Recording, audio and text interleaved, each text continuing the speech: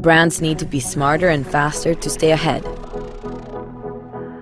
In a world where everything's shoppable, tech stacks stifle innovation. Where personalization is a reality, emerging technology offers brands new perspectives. DEPT helps brands grow their business by connecting the dots of the modern commerce journey, with AI tools to make smarter decisions, with the creativity to surface your unique identity, and seamless shopping experiences. With 20+ years of experience and a team of 2,000 dedicated commerce experts across fashion, lifestyle, retail, consumer goods, automotive, and B2B.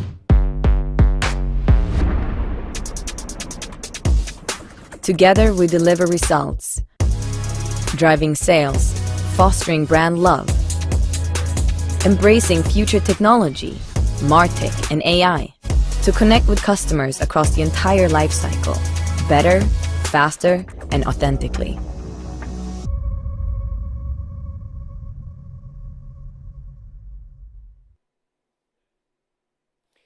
Hi, and welcome to the UK edition of DEPT Commerce Week.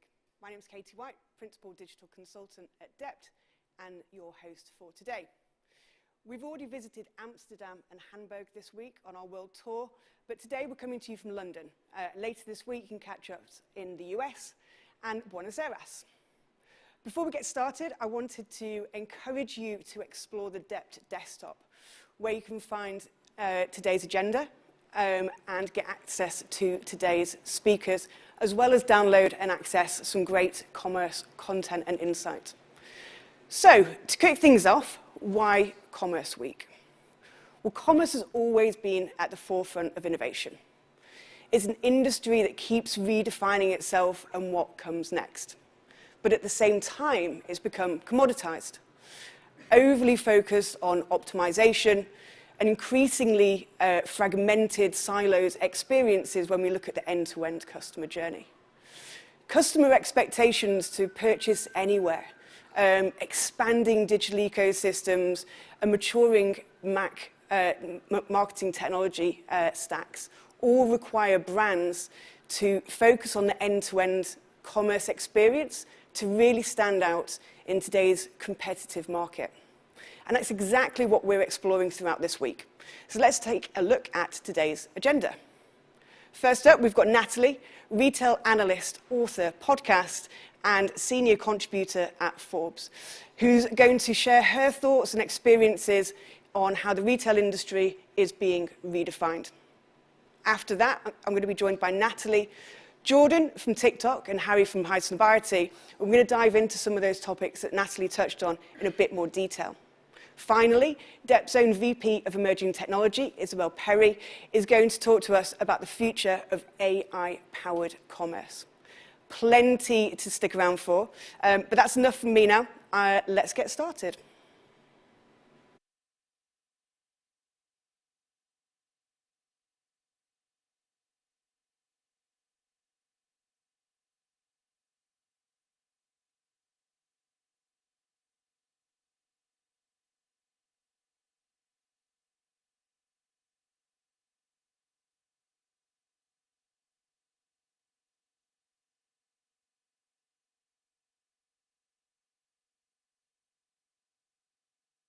Thank you, Katie, for that introduction. It is an absolute pleasure to be here and to share with you my views on retail, and more importantly, where it's heading. We are going to cover a lot of ground over the next 20 to 25 minutes, but I want you to bear in mind three words, three themes that I think are really pertinent to what's happening in the retail sector.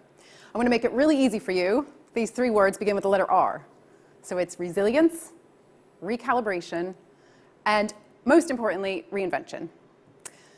Today, we are living in a state of perpetual disruption. I'm not going to use the word permacrisis, but I think it's fair to say that the retail industry has experienced a lot of change, a lot of disruption in a relatively short space of time. We had the pandemic, and we're not going to dwell on this, but we have to acknowledge that the pandemic completely upended shopping habits. It was an incredible catalyst for digital transformation as well, and that's something we're going to be talking about over the next 20 minutes. We then faced, and we're still facing today, fairly significant geopolitical instability right here in Europe. And then more disruption, for those of you who are based in the UK, we are living through the worst cost of living crisis in a generation. So there has been a lot for retailers to contend with. And before I go any further, I think we have to bear in mind that retail is an industry that is accustomed to disruption. Retail's tectonic plates have been shifting for not just years, but decades. So this is a dynamic industry that is used to having to redefine itself and continuously evolve in order to stay relevant.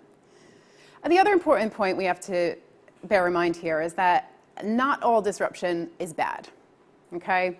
Technology disruption has broadly been positive for consumers. Thanks to advancements in technology, as customers today, we have a much better experience. Our expectations as shoppers have gone through the roof. And I think that technology is fundamentally rewriting the rules of retail. Today, we're ubiquitously connected. We no longer go online. We live our lives online. We spend a third of our waking hours staring at our tiny little screens. We've learned to use our mobile phones, and they've actually just become an extension of ourselves. And again, our lives today are incredibly hybrid. They're far more hybrid than anyone could have ever predicted pre-pandemic. We live, shop, educate, exercise, socialize in such an incredibly blended way, in a way that no one could have ever imagined before the pandemic. So that is definitely something that's stuck. And from a shopping perspective, it means that we are hyper-informed. We're digitally enabled. We are up to our eyeballs in information. We're constantly connected. We know what we want, and we are fully equipped and empowered to make those decisions wherever and whenever we want to shop. But it doesn't mean we want to live our lives exclusively online. And this is an important point. I think one of the lessons of the pandemic has been that actually we missed stores. We missed that connection, that physical connection, that human connection. But when we walk into a store, what we want has evolved dramatically. Our expectations have evolved dramatically. So I just want to share, this is my only chart in my presentation, I just want to share some figures with you. I think a lot of you will be familiar with this hockey stick chart where you can see e-commerce as a percentage of total retail sales was a relatively slow burn for a long time. And then naturally, at a time when we couldn't go to shops, e-commerce surged. But the thing I want to highlight here is that today, e-commerce as a percentage of total sales is currently around the 26-27% mark. So I think the pandemic has propelled us forward towards this more digital world, or more hybrid world is probably a more accurate word. But even as soon as we were able to shop in the physical environment, that desire to do so was very much there. So it's really important as we talk about how as consumers we're evolving, how as retailers we're evolving for this digital era, it's really important that we don't lose sight of the importance of our physical spaces. And we'll come on to this in a little bit more detail throughout the presentation. What is clear, however, is that we want to shop on our terms. As shoppers, we're the ones calling the shots, not the retailer. It used to be that the retailer dictated the terms to the shopper, and now it's completely flipped. So customers today are absolutely spoiled for choice. We've seen a proliferation in the number of touch points available to us as shoppers. It's no longer just about online versus in store. Today, retail really is everywhere.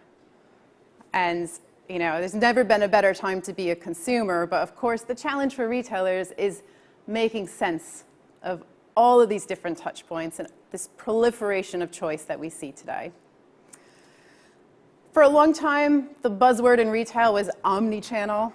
Omni meaning all, of course, so having a presence across all the channels, being present everywhere. And actually, I think that word is less relevant today. What retailers are striving for today is unified commerce. So not only being present in these channels, but ensuring that from a customer's point of view, they're getting a seamless, consistent experience regardless of how they're accessing your brand.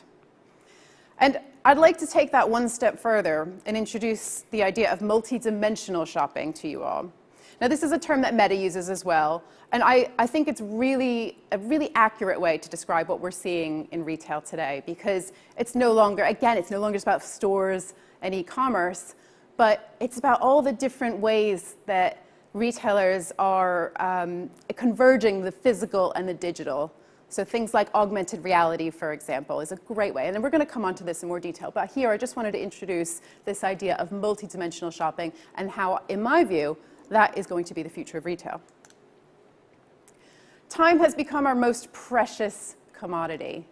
We are living in an on-demand era where we have amenities on tap, we have groceries that turn up within minutes, we have access to absolutely everything at our fingertips. And I think when we think about the physical store environment as well, there's also this huge race on to offer the most frictionless in-store experience. The biggest source of friction, of course, is at the checkout. So we've seen a lot of innovation over the past few years around how retailers can cut friction from the checkout, whether that's stripping the checkouts out altogether and letting you bypass that whole experience, like Amazon Go, for example, has, or perhaps less extreme, just the growth that we've seen in things like contactless payments, scan and go, whether you're using your own phone or a device in the store. Self-checkout in non-food. We're starting to see more self-checkout options in clothing retailers, for example, and this is another area to watch. And then going forward, the rise of biometric payments will be just another way that shoppers can get in and out of stores and pay as quickly as possible. I love this stat. Over a quarter of Amazon purchases take place in 3 minutes or less. I mean, that tells you what Amazon is all about. And to a certain extent, that tells you what e-commerce today is all about. It's about convenience. Half of Amazon purchases take place in under 15 minutes, another really great stat. These are stats from Amazon itself. So if retailers aren't saving their customers' time, then they have to be enhancing their time. Trust me, your customer knows if you're not enhancing their time. I think as customers today, we, again, being so spoiled for choice and having such high expectations, we will not tolerate mediocre experiences. We will not tolerate vanilla, bland experiences or poor service when we walk into a store. Instead, retailers have to work exceptionally hard to make sure that the customer experience is at the forefront of everything they do. I mean, any good retailer should be starting with the customer and building around that customer. But customer experience is really the new battleground in retail. And I mean this in both physical commerce and digital commerce. And by customer experience being the new currency, I don't just mean identifying those points of friction that I just introduced. It's not just about killing friction, but it's about going beyond. It's about really surprising and delighting your customer. It's about rolling out the red carpet for them, really wowing them, and continuing to innovate, continuing to disrupt the status quo. So I think what we're seeing is this democratization of white glove service, or this democratization of concierge level service. So services or experiences that used to be limited to VIP shoppers are now accessible to all shoppers because the market is so competitive, because retailers are having to work extra hard to outdo one another and vie for the customer's attention. So just a few examples from this slide. Again, we're seeing this in both physical and digital commerce. We've seen the rise of quick commerce, the rise and fall, I should say, of quick commerce. And I think we're sort of settling. Maybe we don't need our groceries in 10 minutes, but 20-minute delivery sounds okay, right? So this idea, however, that you can get stuff delivered to you, within a couple of taps and within a few minutes. If you're not home, this is a great example from Walmart in the US. This is actually specifically for loyalty members. And in this case, you do actually have to pay for this service. But Walmart is actually delivering groceries directly into your fridge. And you don't even need to be home to answer the door. So you give them access, so you go to Smart Lock and give them access to your home, and they'll restock your fridge for you. Now, again, there's a fine line between creepy and convenient, and maybe not all countries are ready for that level of service. But again, just shows how retailers are thinking outside the box. Currys is another great example, one of the many retailers that during the pandemic, and still doing this today, have launched virtual shopping consultations. So again, when we talk about the convergence of physical and digital, this idea that you can connect your online shoppers with your in-store staff, and just how powerful that is incredibly powerful. There's a great quote from the CIO of Uniqlo. He says, "The more digital retail becomes, the more human touch is needed." And I totally agree with that. I think tech-enabled human touch, that's a phrase I keep coming back to, tech-enabled human touch. That, in my view, is going to be the differentiator, the thing that separates the winners from the losers going forward in retail. And just very briefly, this last example on the slide is Adidas. This is a feature, you can see this is a smart fitting room where you can request other sizes, and different items of clothing will be brought to you. The feature is actually called Bring It To Me. So if that's not democratizing white glove service, then I don't know what is. I love this quote from Amazon. I will mention Amazon 3 times in this presentation. I've written a book about them. I've studied them for years. And I do believe that they are one of the most influential, one of the most disruptive retailers to date. So one thing that I think Amazon does so well that all retailers should be looking to do is they put the customer at the start. They start with the customer and then they work backwards. They build around it. And that's a really important lesson. So this is a great quote. Jeff Bezos says, "Even when they don't know it yet, customers want something better." So that's important, to always to be innovating, always to be thinking about how you can enhance the customer experience. And being able to fail fast, I think, is certainly something that all retailers should be looking to do. At the end of the day, you have to be relevant. That's the most fundamental rule for any retailer, for any business. You have to be relevant to your customers. And it's hard to stay relevant during times of unprecedented change. But if you can't give your customers what they want, and if you can't differentiate from your rivals, then you don't stand a chance, especially in this climate. We've sadly seen a number of brands, well-known brands that have been around for over 100 years. We're still seeing brands disappear from our high street because they're failing to stay relevant, failing to adapt. And something I keep coming back to is this idea of retail Darwinism. So it really is a case of evolve or die, as harsh as that sounds. So I just want to come onto the store a little bit on the topic of evolution and the need to adapt or die. I think what is clear is that stores are no longer purely about shifting product. Okay, it's not just about putting the stuff on the shelf and seeing what goes. I used to call this an uncomfortable truth. I don't think it is so uncomfortable these days. I think that retailers have recognized the need to right-size their portfolios to adapt for this digital era. I mean, as I said, 27% of sales are now going online. We don't need as many stores. We need fewer, better stores that are fit for purpose. And I think what's also clear is that, as I said at the start, there is definitely this appetite to get back into a physical setting, and that's never going to go away. But I think we have to rethink how we serve customers, because 21st century shoppers deserve 21st century experiences. So now I want to run you through, just briefly, a few examples of how I see physical commerce being redefined. I'm not going to go through this whole framework, but as I think the most important thing to call out here is that stores need to be repurposed in 3 ways. And so just very briefly, they need to be a digital asset. That's the first thing. Retailers need to use technology to bring the physical store into the 21st century. And to be fair, they have done a really good job doing that over the past few years. I think considering that the majority of sales today are digitally enabled, retailers have had no choice but to repurpose their physical space. 10 years ago, a lot of retailers were still looking at their stores as liabilities. And I think over the past kind of 4 to 5 years, there's been a real shift in thinking in the industry and this recognition that actually stores can be really powerful assets when they're repurposed for the digital era.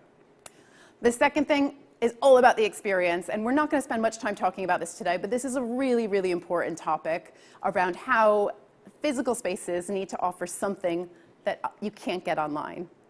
Again, when you consider that shoppers have access to absolutely everything at their fingertips, you've got to give your customers a reason to ditch their screens and come into the store. And again, staff play a really important role here. And again, it's not just about retail, but about the overall experience and the many things that you can do in a physical setting. And then finally, stores need to be repositioned as a micro-fulfillment hub. So again, to support the growth of e-commerce, I mean, I've said in the past that I think the future of e-commerce, ironically, is stores. So again, it's about recognizing that physical and digital will continue to converge. So what does this look like? How can retailers leverage stores for the digital era? I think, again, a lot happening around payments and checkout. But to go back to my previous point around tech-enabled human touch, I think, again, you can see examples here, whether that's helping a shopper to order a product that might be out of stock and have it delivered to their home or another store or whatever's most convenient to them.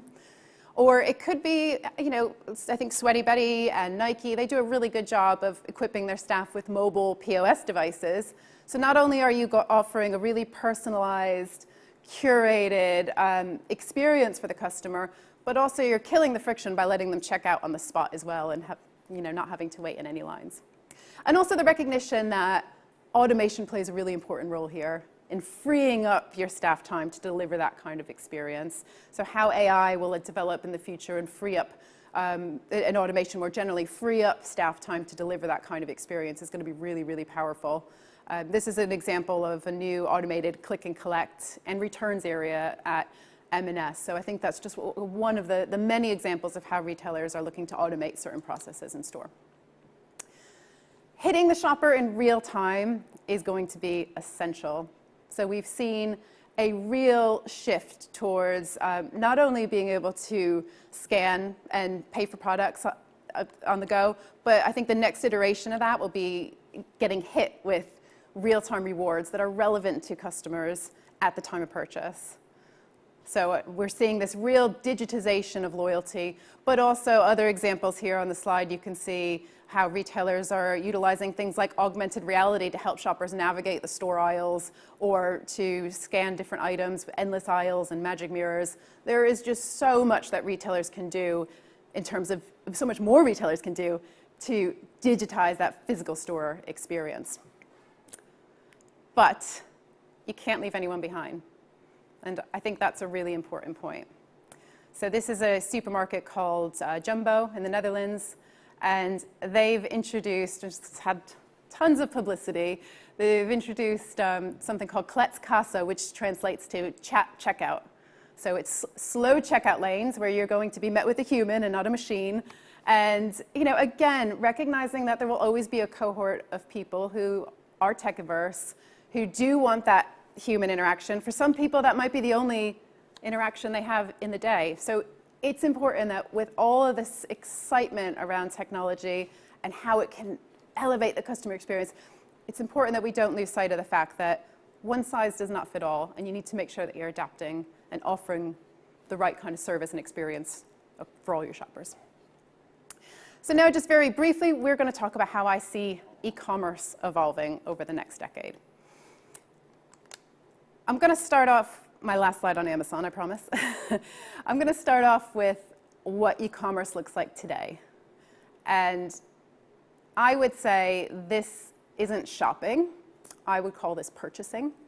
This is one-dimensional. It's transactional. It's convenience. It's absolutely 100% convenience. But it's not very fun. It's not very engaging. It definitely serves a purpose. And I think that, again, I don't mean to pick on Amazon because I think they have gotten us to this point. So when we think about how we shop online today, a lot of what we see as the norm is because Amazon did it first and the rest of the industry followed, trying to keep up. So things like one-click checkout, fast and free delivery, not necessarily free, but fast and free delivery, user-generated ratings and reviews. Again, Amazon initiated that. And of course, with their marketplace model, near infinite assortment. So that's where we are. And again, looking at the bigger picture, the real focus in the industry over the past decade has been digitizing the physical store, using technology to bring the physical store up to speed. The next decade, the next big thing in retail is going to be making those digital spaces or those digital experiences much more immersive, much more fun, engaging, lifelike, more personalization. This is where we are today. So, you might be looking at this slide thinking, well, I do a lot of those things today. That's not really revolutionary. And I agree. This is where we are. I'm going to come on to where we're going next. But just to kind of recap on how things are starting to move in that direction towards immersive physical experiences. You've got things like video and 3D images. Now, Google says that shoppers engage with 3D images 50% more than static images. So again, you can see the power of immersive experiences from a customer experience point of view. Also, with that Google image of a shoe, what's really interesting here is that they're using AI to make that process much more accessible and easier for brands. So as a brand, you only need to upload a few pictures of the shoe, and then the AI will work its magic and present you with a 3D view, which again, from a customer experience point of view, is a lot more impactful. Augmented reality, I don't think augmented reality gets enough credit. I think that's doing such a brilliant job of merging the physical and digital worlds, whether that's through an app or magic mirrors. And again, it's a fantastic way to test something before you commit to it, such as dyeing your hair red or buying that new pair of shoes. Apparently, 60% of us buy the wrong size shoes, so that's certainly a use case in itself. But I think AR has really been limited to homeware. Again, imagining what that sofa looks like, whether it will fit through your door, what it will look like with your other furniture. It's health and beauty. And I think that, in the future, I think we could start to see AR being used more broadly. I think it's still really early days.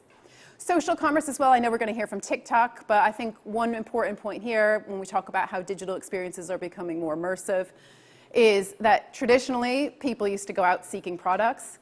Now products find people. So that's been a real shift there, and I think we'll probably come on to that in the panel debate in a little bit more detail. And then, live streaming and, again, virtual shopping consultations. These are other examples of how retailers can merge the online and offline worlds. So what might it look like in the future? I think in the future, we won't know where the physical world ends and the digital one begins. If you don't believe me, that photo on the left of the photo on the left from Carrefour, which is a member of staff, he's not real. He's a virtual avatar. And Carrefour, which is a huge French grocer, Carrefour has done a really fantastic job, along with Instacart in the US, that's another great example, of moving into AI-powered chatbots. So Carrefour has since moved on from this initial concept, and they are engaging with shoppers by, we think about grocery shopping especially, it's such a chore to kind of buy the same things week in and week out.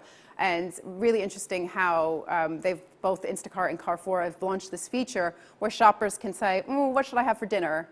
And then it's very interactive. So it'll say, well, tell me a little bit more about your, preferences, or are there any intolerances or allergens, or how much time do you have, and who are you cooking for? When you think about grocery shopping, there's so many different variables there. So you can really start to see how AI can sift through the millions of data points and present to the customer a really personalized and impactful solution. So I think that's certainly an area to watch. I know we'll talk about the metaverse and spatial commerce and mixed reality in a bit more detail in the panel debate. But I did want to introduce this here because, there's a lot of hype around the metaverse. I'm a little bit of a skeptic. But what I would say is that I think that virtual showrooms using augmented reality and perhaps mixed reality, this is the future. There's genuine use cases here genuine opportunities to enhance the customer experience and also to give customers something that doesn't exist in today's world.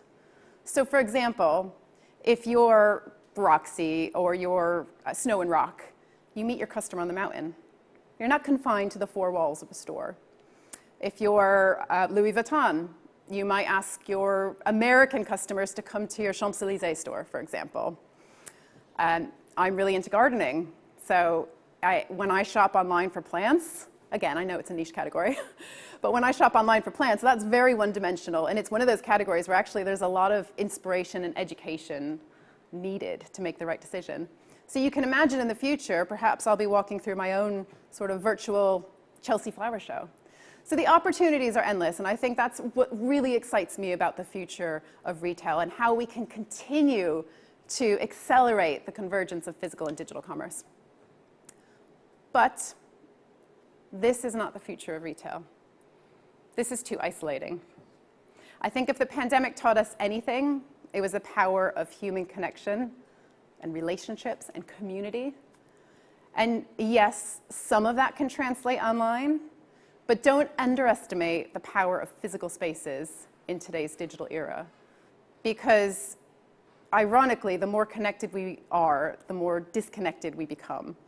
So I think all of this technology is great. I think we're still trying to figure it all out, and we will continue to do so. But the future of retail is blended. So in summary, because I'm conscious I've thrown so much at you in a short space of time. In summary, the fundamental principles of retailing haven't changed. You've got to start with the customer. You've got to deliver on product, value, service, experience. But there's no standing still in retail. Perpetual disruption requires perpetual innovation. Adopt a culture of fast failure. Be agile, make mistakes, and most importantly, continue to evolve in order to stay relevant in this digital era. Thank you.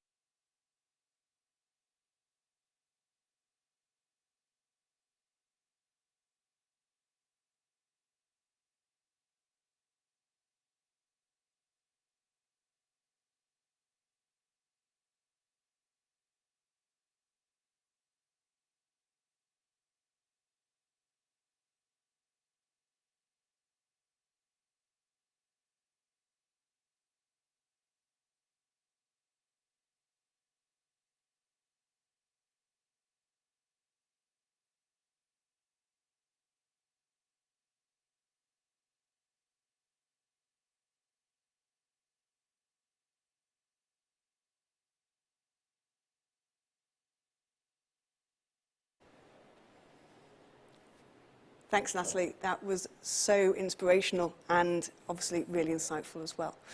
Really glad that you could join us on the sofa today, and really glad to also have Jordan from TikTok and Harry from High Snobiety. And today we're going to take the opportunity to dive into some of those topics in a bit more detail. So in your talk, you touched on the fact that we're seeing people bounce back into those physical spaces, but their expectations and behaviours have fundamentally changed. There's an expectation of convenience, personalisation, better service, basically just an end-to-end better experience from beginning to end. And you gave us a great overview of the way that digital is enhancing physical and vice versa. And we're going to dive into how those two things blending into one to create better, more engaging customer experiences is having an impact on retail and brands overall. So we've heard a lot from you already, Natalie, so I wanted to open the floor to Jordan and Harry to just touch on and introduce us to how the physical and digital is all being played out on your channels and platforms. Jordan. Well, what we see on TikTok is that it's condensing the marketing funnel. So from one single video, you can discover a new brand, a new product. You can consider buying it, and you can buy it in a couple of clicks as well. And that really gives the rise, or further gives the rise to social commerce or community-led, creator-led commerce, where you discover you buy the product from one TikTok video, and then you participate in the fun by reviewing the same product, and then you continue a bit like an infinite loop, and it continues and continues. And what we can actually see as well is the success of TikTok, hashtag TikTok made me buy it. I checked this morning on the way here, and it had 71 billion views, and you can see how people really want to have that experience on digital as well. But the question is, how does that also translate in the physical space too? And did TikTok have a physical space in London? Well, there was a TikTok Shop event, I would say, in London. But TikTok Shop is very much of a digital proposition at the moment. So yeah. And Harry, how is Snobiety kind of seeing this play out within your channels, digital channels, but also your physical spaces as well? So at High Snobiety, we're kind of approaching everything through the lens of new luxury and culture. And I think what we found in partnership with Boston Consulting Group, we've surveyed the kind of new luxury consumer, and we're seeing a real skew away from kind of point of sale and in-store conversion to those purchase decisions happening long before that in planning, research, inspiration. Now, that kind of echoes what Jordan just said about kind of online discovery. And what that means is that physical spaces change their role in that customer journey, because I can't remember the last time that I went into a store and discovered a new fashion product. I've already seen it 100 times online. So the role of the physical space becomes much more about the consumer immersing themselves in a brand universe, connecting on a deeper level. I use the example of kind of Aimé Leon Dore, a New York streetwear brand, where their stores are much more kind of community hubs. You go there to listen to old hip hop, drink a coffee from their cafe. You know, it's not a massive profit center. It's there to really kind of enhance the universe and the vibe of that brand. And I think that's really interesting is this kind of connection between physical and digital, but equally the kind of needed independence of those two sectors at the same time. You know, analog, I think there will always be a place for. Cool. So we're obviously speaking really positively, and you touched on a number of points. So, and I'm going to use the buzzword, phygital. It's what people have been kind of talking about for the last couple of years. But it is the blending, you know, in layman terms, the blending of offline and digital. Is this the future of commerce? Is what we're seeing today in its infancy being experimented with really the future, and should it be where people are really looking at? I think as consumers, not many of us shop exclusively online or exclusively in store. I think it's just, you know, it's inherent. We shop, we don't see channels. We're device agnostic. We just think of shopping. And I think there needs to be this shift in the industry. It is happening, but you know, potentially not happening fast enough, where retailers really think like their shoppers, where they don't see channels. They think about it holistically from the shopper's point of view. But 100%, you know, the future of retail is blended. I always say, if I have to choose one word to describe the future of retail, you know, there's so much happening, but blended retail, phygital, however you want to define it, it's the way that we live, and therefore, you know, it's the way that increasingly we want to shop. Anything from you guys? Yeah, I think brands need to become part of the entertainment that people consume and not compete against it. And the reason for this is because we know that entertainment drives action. We know on TikTok, for example, that 1 in 3 TikTok users would purchase something on TikTok directly just because it's entertaining. So this is very important. And I think brands need to drive that cultural friction, that brand heat as well, and create immersive experiences. I think a great example of that I'm just thinking on top of my head is Gymshark's new Regent Street store, for example. They have a workout space. It's a really immersive experience when you go in the store. But how can we take that even further? Could we do workouts that are shoppable as well on TikTok, for example? Or other examples also is Superdry, and they have a space in their flagship store on Oxford Street too, where they can, or where they have live streamed concerts before. And so bridging the gap between these two is super interesting to see, and there's a lot happening, or a lot that could happen there. Yeah, I love the fact that entertainment is becoming a really big factor in these shopping experiences, because that's what is, that's what we're looking for. Everything's going so fast. Yeah. And you just want to have fun, whatever you do, and Yeah. it's super important. And if you can manage to be there as a brand, I think it's great. Yeah, I think there's a lot to learn from sport as a category in general. Gymshark or Rafa, the cycling brand, you go into their retail spaces and the first thing you see is a cafe and a place to watch cycling. And secondary, almost at the back, is where you go and discover product. And within that, they're building these digital cycling communities that are connected by the app. You go and cycle together. You're part of the Rafa Cycling Club. I think there's a lot of kind of lofty expectation about what the metaverse brings, but that is a kind of seamless integration of physical and digital, meeting people through an app, going on a bike ride with them, stopping at the Rafa Cafe, picking up a gilet. RAF is a great example because they, if I remember correctly, they actually don't refer to their stores as stores, but clubhouses. Yes, exactly. Clubhouses. Yeah. So it's built into that culture and what they've created. A bit like Apple was calling their stores town squares for a while. And I think, more and more physical retailers do need to think about that. How do you build on that community and experience and make it about so much more than just product? And it's great for loyalty, right?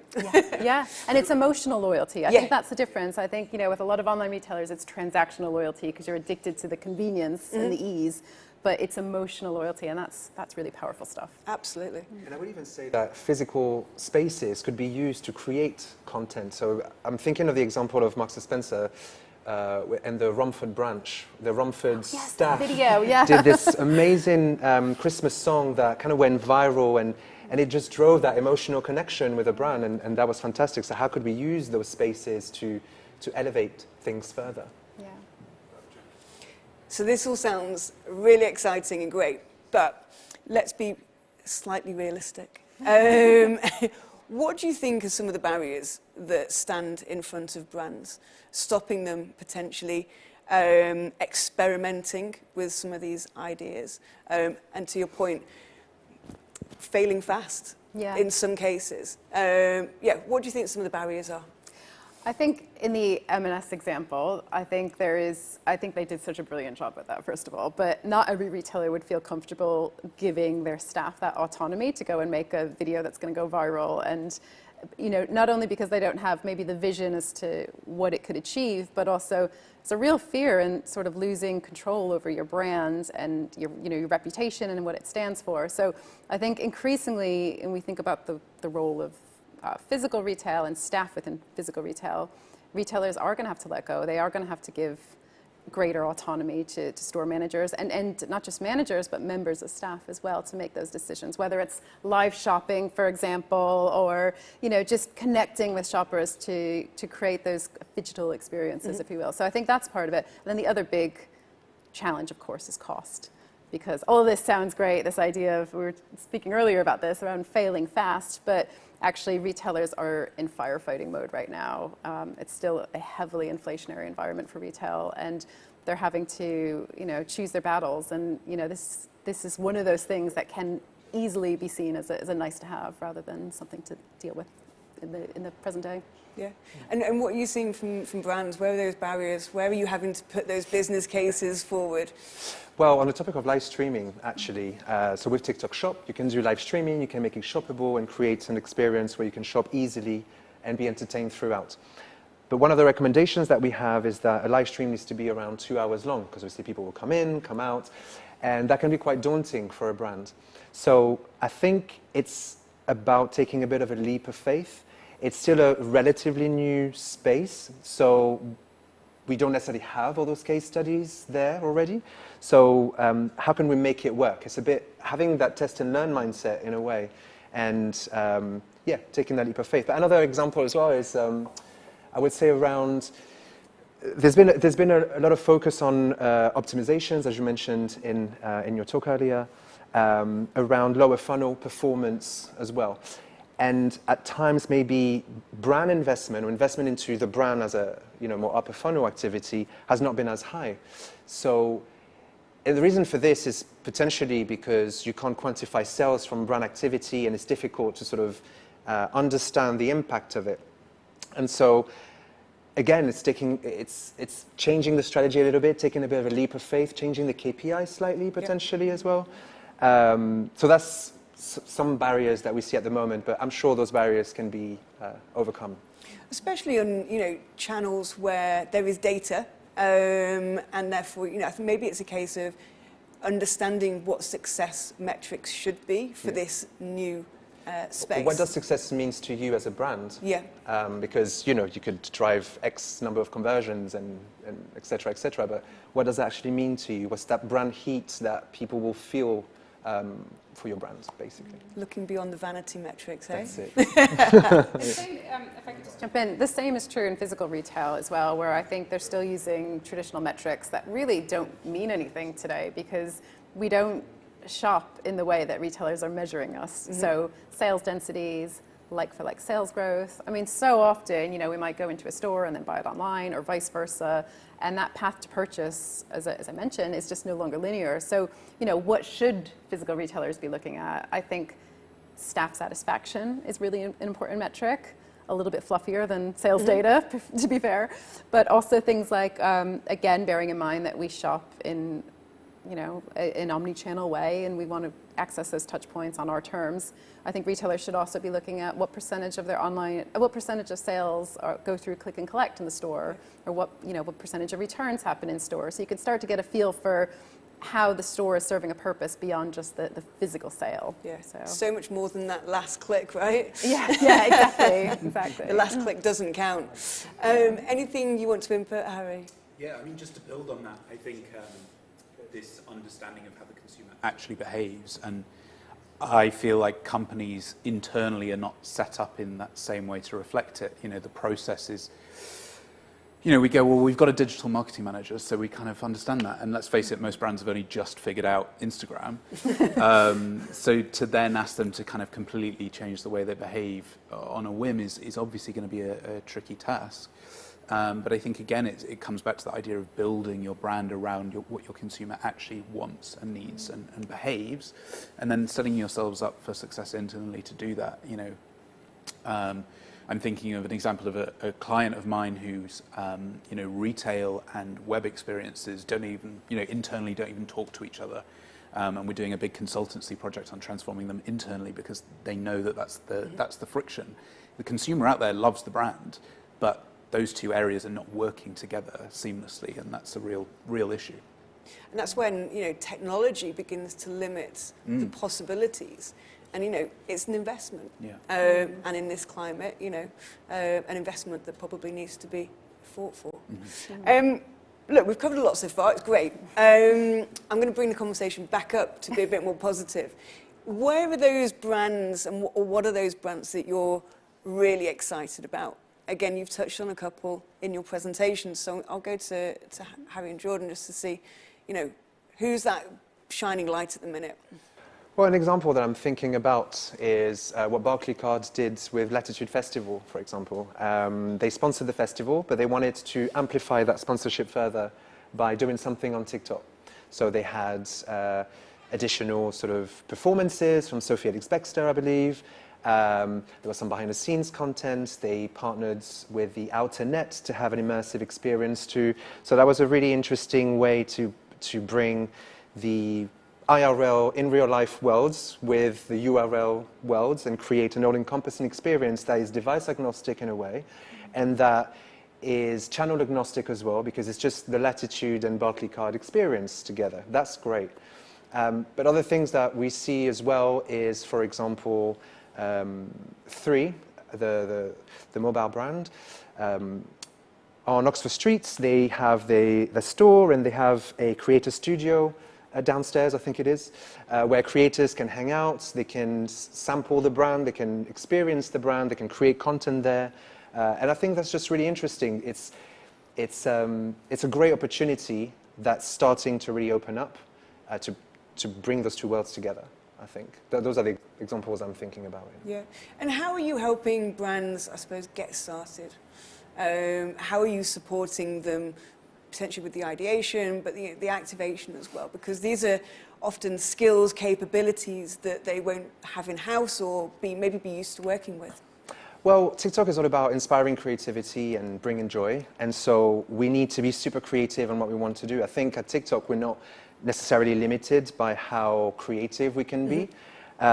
It's difficult to sort of say, pinpoint exactly what we could be doing, but let's have a conversation and see what is possible. I mean, you know, we have TikTok Shop that's there for us now, that enables us to, or enables users to shop differently or to experience brands differently as well. We have video shopping ads, for example, for personalization and for products to find people, as you mentioned before. So there is a world of opportunity here, and we just need to connect and make something happen and take that leap of faith. For me, from a fashion perspective in London, everybody's super excited about Cortez. You know, we talk about the importance of building a brand universe and inspiring online. You know, this is a kid that's built his streetwear brand online, and then has kids traveling from all over London to car parks to buy jackets. You know, that kind of retail space is completely different, and has now kind of worked his way up to a big collaboration with Nike, which is kind of top of everybody's wish list last year. I think on a personal note, I'm really excited to see what IKEA can do on Oxford Street. I think a great kind of tragedy of British retail was the loss of the big Topshop. It was a kind of destination retail space for everybody. It kind of had it all. And already with them teasing that store with the big IKEA bag as the billboard, I'm really excited to see how that kind of experience comes to life. And you know, knowing IKEA, it will be kind of pretty innovative and disruptive. It's interesting that we're seeing so many of these iconic brands coming back to the high street. I was reading the other day that HMV have secured or resecured their original spot as well. So, and you know, that'll be, I mean, they're looking to hopefully be there for Christmas in an idealistic world, but they were talking about the whole redesign and fit out of that store is going to be completely different to how it was before, because nobody's flicking through the racks to find a CD or a record. You know, they're there to experience the culture and be part of that kind of music community. So yeah, it's really exciting. IKEA's a great example. Anything to add? No, I was just going to say having a clean slate as well, to be able to, you know, build something from the ground up that's relevant for shoppers today. I think it's really exciting. Yeah, and kind of be able to have a blank piece of paper with no expectations. They can redefine who and what they are and what that experience is, without any legacy as well. Yeah, absolutely. Cool. So we've touched on quite a lot today. We're going to start kind of bringing things to a close and wrapping things up. But as we kind of wrap up, if we were to speak to the audience, what should they be thinking about as their kind of primary kind of thing? You know, if they're thinking about digital, they're thinking about how they can start to achieve some of these things. Not to say the low-hanging fruit, but what's the most important thing that they should be looking at today? Again, longer term, it's spatial commerce, which is sort of the marriage of augmented reality, virtual reality, and generative AI. But I would say in the short term, AI, without a doubt. I think AI is going to continue to revolutionize commerce, both physical and digital. And if we look specifically at digital commerce, I think that AI has the power to drive efficiencies on the back end. So, and we're already seeing this. So retailers are using AI to write product descriptions, for example, or to CarMax is actually a really good example. It's a used car site in the US. And what they've done is they've sifted through thousands and thousands of product reviews, and then they've used AI to condense that into nice, neat, kind of two-line summaries. And they said it would have taken them 11 years to do that themselves. Wow. And they did it in a matter of months. So again, I think that just shows the power of AI. And that's just the back end. And I think, again, from the customer experience point of view, obviously those two are linked, because if you're driving efficiencies, you're freeing up time to focus, more from a physical commerce perspective, but you're freeing up time to focus on the more valuable customer-facing tasks. But you know, I touched on Ask Instacar, and the Carrefour's Hopla is the name of the app where you can ask it questions and it'll feed you a nice curated you know, meal plan for the evening. I think we're going to see a lot more of that, specifically within grocery e-commerce, but just across the board. You know, get started with AI and dive in. Wonderful. Well, look, thanks ever so much for your contribution today. And you could not have teed up Isabel's next keynote any better. So yeah, we're up to our final keynote of today. And I'd like to introduce Isabel Perry, our VP of Emerging Technology, who's going to be talking about AI-powered commerce.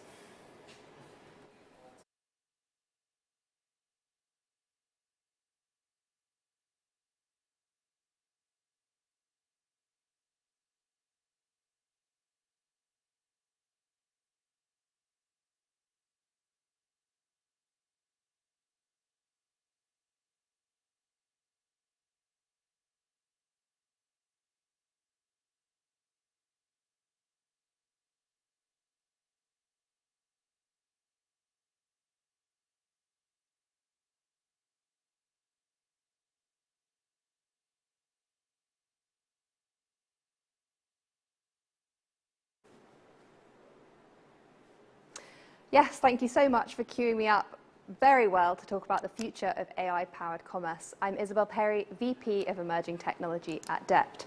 And today I'm looking forward to telling you a little bit about how DEPT is thinking about the future of commerce powered by generative AI.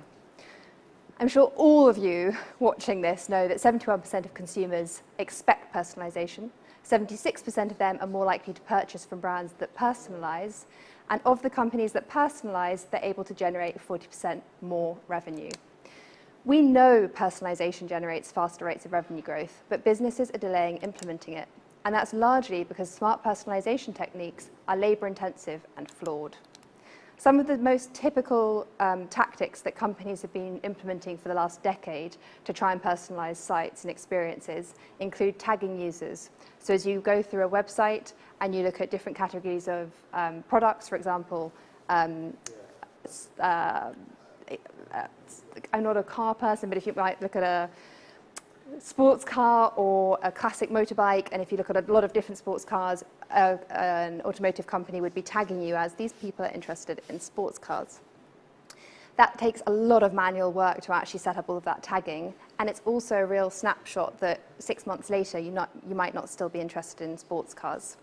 Another tactic that companies obviously have done is recommendation engines, and they have improved so much over the last decade, but they're still fairly limited to what is in the product feed, how can we sort and filter against size, color, dimensions, category, and also limited to trying to match keywords or match best fit keywords, trying to account for spelling mistakes, and but obviously there is some AI in where recommendation engines are going. And thirdly, taxonomies. So a lot of websites try and essentially come up with the best fit structure of a website, hoping that they can put the most relevant content to the most number of customers at the top of the page. And of course, it's just incredibly flawed because one person's needs are totally different to another person's needs. Taxonomies become highly politicized about different teams within a company, and it's incredibly rigid. So generative AI is the differentiator in personalization now. And it is not because generative AI can make better, faster, and cheaper content. Of course, we're leaning into this. We're doing so much across design and product shots, copywriting, translations, quality assurance. But that is not why generative AI is interesting for commerce. Generative AI is interesting because it's given technology language. And what do I mean by that? Well, if you are a home supplies company in the UK, like B&Q, you could easily have a customer walk into your store and say, I want to wall panel my stairs this weekend, what do I need? And your customer rep within the store would understand that question because it's a relatively simple one. But if the customer approached a website at the moment with that same question, the website would most likely, or most e-com sites would basically respond with, we're sorry, there are no results for wall panel stairs, but here are some results for wall panel strips, which is completely, it's just not going to help that customer. And that's because the site is trying to do an exact key match or best fit keyword match on wall panel stairs and wall panel strips. Generative AI, or more specifically large language models, are incredible because they can actually understand and unpack what the customer problem is. So they can look at, I want to wall panel my stairs this weekend, what do I need? And they understand, okay, they want to wall panel something. They understand it's a staircase. They understand there's a degree of urgency there because it's on the weekend.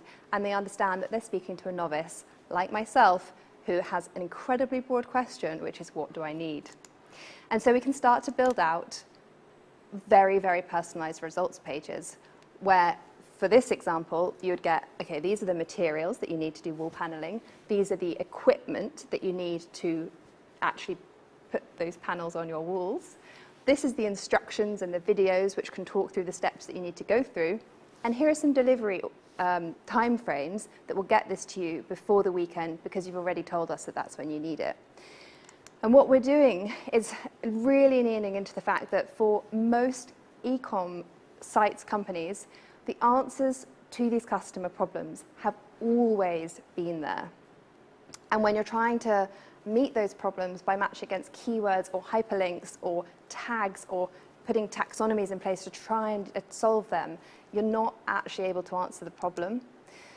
But now you can, and you can make those answers available at the point of customer need, which is so revolutionary, because you're basically able to take your commerce experience from a totally product first, where you're focusing on the product attributes, to a problem first experience, where you're really and truly able to put the customer need at the heart of the way that your site is experienced. And this is amazing, because the number one thing that consumers want from companies is personalization. So 75% of global internet users obviously want it to be easy to navigate in store and online. 67% want relevant products and service recommendations. 66% want tailor messaging to my needs, and 65% want targeted promotions. To be honest, I don't know what the percentage are that didn't say they wanted those things, but basically there's a real thirst for personalization from these companies. Some of the ways that we're exploring how generative AI can actually meet those needs are, for example, for Hyatt, which has a huge number of hotels around the world, if someone messaged Hyatt and said, this is probably a bit too close to the bone, but I really need a break from the kids.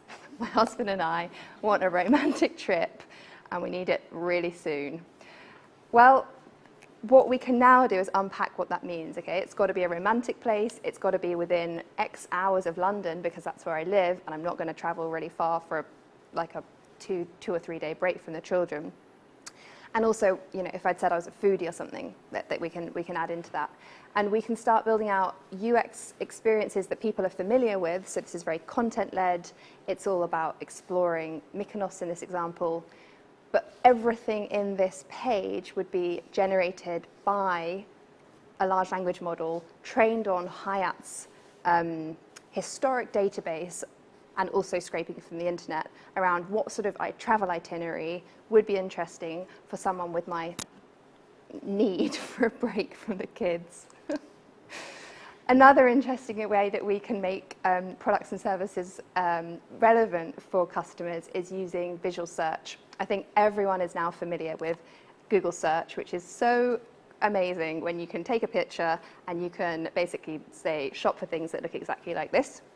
We're evolving that now for some of our fashion clients in saying, right, this is a picture of a white t-shirt I have in my wardrobe. What could I wear with that? And we can train a model to basically match that product with other products from our e-com shops. And similarly, of course, and it was nodded to earlier, sort of AR try-on has really changed the nature of fashion e-com. Lastly, tailor messaging to my needs is a really, really interesting one. And it's so, when people talk about generative AI, they often get stuck in this trap of talking about the fact you can now create content. But that is interesting because you can understand what content you need to generate in and of that time, in that moment, to match that customer intent. So in this example, which we're thinking about for Audible, which, as you know, is a sort of audiobook platform, someone could arrive with a need of, I'm flying from Chicago to San Francisco and I want an audiobook. What should I read? And again, we can infer from that, right, the book needs to be under 6 hours. it shouldn't involve anything scary about planes, and we can start making some suggestions. And then what's really cool is that the actual product description won't just be the generic, okay, we're going to recommend Zodiac. Zodiac is, actually I don't know what Zodiac's about, but we won't show that. We'll explain why Zodiac is relevant for you based on the exact moment and need that you've already told us about. And we will generate a dynamic product description for that. And you can imagine how that plays out in so many ways, because it's basically about driving relevancy across all product information. And lastly, in terms of anticipating what I want, the reality is we all complain about advertising and seeing, and actually the moment when you are shown a product that you actually want and you've kind of been looking for is amazing. And we can really lean into that with what's called next best action modeling, where and we're working on this, we've been working on this with one beauty client for over 3 years now, where we can basically say, we have a history of what Isabel has bought with us. We can predict with 95% probability that the next product she will buy is this. And then we can take that product and we can distribute it across all of our different channels so that when I see an advert from that company, it's a product I genuinely want and I'm more likely to convert. And with implementing next best action modeling for one of these clients, we have been able to increase our email revenue by 485%. We've been able to increase our social return on ad spend by 60%. So the results are really, really dramatic.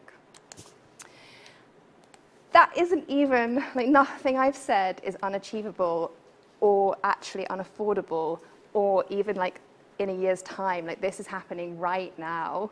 And we have conversations with clients where they say, right, it's what's going to happen in 3 years, and it's this is happening in 3 months. This is how fast all the change's coming in. And at DEPT, we've launched an AI accelerator called the Greenhouse, which has basically been single-mindedly looking at how can we implement all of this incredibly affordably and fast. And so any one of the examples that you've just seen from a data engineering side, we can now do that in 3 weeks. And actually, if you build on all of them, because they kind of contribute to one another, we could deliver all of that within 4 months. Then you have to integrate it with your site, or you have to figure out a lot of the customer experience on top of that. But we can move incredibly quickly with the generative AI side of all of these experiences now. So where do you start? Well, the first thing is you need to train your model. And what I mean by that is large language models are incredibly powerful. They give you the ability to understand. They give you the ability to have common sense when you're speaking to your customers. But the power of them is in combining that with your own data so that you can make all of your historic data, all of your product catalog, all of your customer reviews about products available as a sort of central synthesis, like a catalogue of all of the knowledge you've ever had. The second thing is to start small. Realistically, we don't know, we're doing so much in the space and we don't know where the threshold is of what is and isn't acceptable yet. We're still figuring all of this stuff out together with our clients. And so you do want to start small, you do want to build up your confidence, you do want to figure out where you can make the biggest impact. And the third thing is just to ask more from your team. I think we are amazed at how, honestly, I think we're a bit amazed at how this seems scary still. And I understand that, I really do. But if you're not thinking about this, you need to at least have explored what you're not doing and what your competitors will be doing. And so you need to ask your team, these technologies are not going to change the competitor landscape in 2 years. It's right now, and what are we doing about it? And of course, we'd love to help you with that exploration. Thank you very much.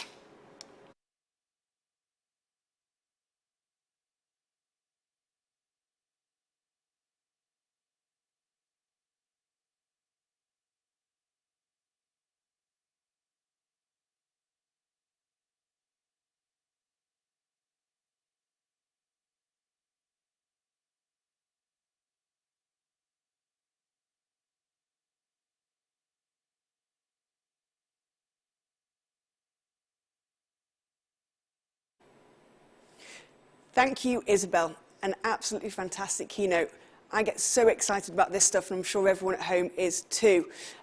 So thanks again today to all of our speakers, Natalie, Jordan and Harry, and thank you everyone for tuning in as well. We really hope you're taking away some valuable insight and learnings that you can apply or start applying with your brands today. We'll be sharing the recordings, so keep an eye on your email. And of course, if you've got any questions or want to know more about what we've discussed today, do get in touch. That's everything from us today, and thanks and see you soon.